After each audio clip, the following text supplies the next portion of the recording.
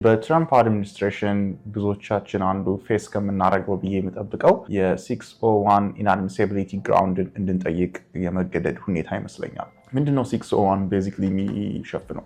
601 ለሶስት ግራውንዶች ልንጠይቅ እንችላለን። የመጀመሪያው ክሪሚናል ኮንቪክሽን ካለን፣ ሁለተኛ ኢሚግሬሽን ቫዮሌሽን ካለን፣ ሶስተኛው ኢንአድሚሲቢሊቲ ግራውንድ የሚሆነው ሚስሪፕሬዘንቴሽን ኦር ፍራውድ ነው።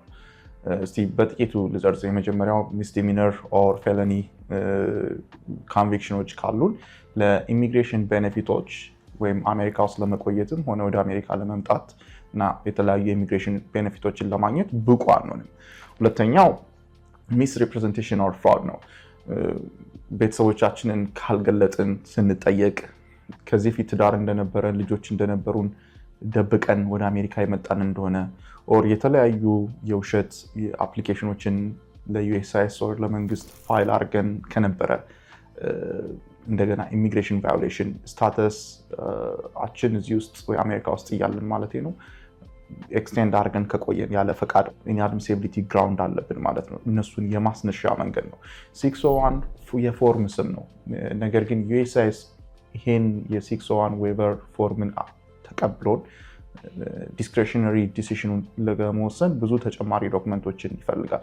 ቤዚክሊ ምንድነው ፕሩቭ የምናደርግ? የመጀመሪያው ለአሜሪካ ዜጋ ኦር ለግሪን ካርድ ሆልደር አሜሪካ ውስጥ ላለ ሰው ኤክስትሪም ሃርድሺፕ ይገጥመዋል። በጣም ከፍተኛ የሆነ መከራና ስቃይ ይገጥመዋል እኛ ወደ አሜሪካ ባንመጣ ወይም አሜሪካ ውስጥ እንድንቆይ ካልተፈቀደልን የሚለውን ግራውንድ ፕሩቭ ማድረግ ይጠበቅብናል። ሁለተኛው ቤዚክ ግራውንድ ምንድነው? ኢንአድሚሲቢሊቲ ግራውንድ ያመጣብን ሚስሪፕሬዘንቴሽን ነው፣ ክሪሚናል ኮንቪክሽን ነው፣ ኢሚግሬሽን ቫዮሌሽን ነው። እነዚህን ነገሮች በአግባቡ ማወቅ ያስፈልጋል። ያ እንዴት እንደተፈጸመ ተንትኖ የሊጋል ማስረጃዎችን ማቅረብ ያስፈልጋል።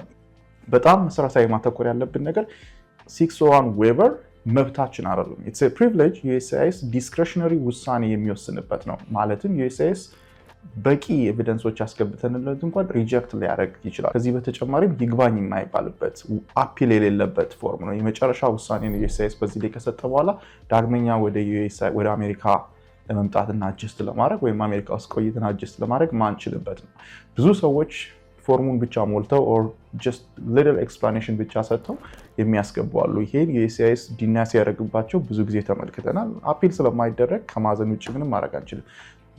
ሌላ መጠንቀቅ ያለባችሁ 601 ፎርም ከ212 I212 ፎርም የተለየ ነው። የሁለቱ ኢቨን ኢፍ ኢንአድሚሲብል ግራውንድ ዌቭ የምናደርግበት ቢሆንም የሁለቱ አፕሊኬሽን የተለያየ ነው። እዛ ጋር መደበላለቅ እንዳይኖር ማስታወስ ፈልጋለሁ። ቴንክ ዩ ሶ ማች። አመሰግናለሁ።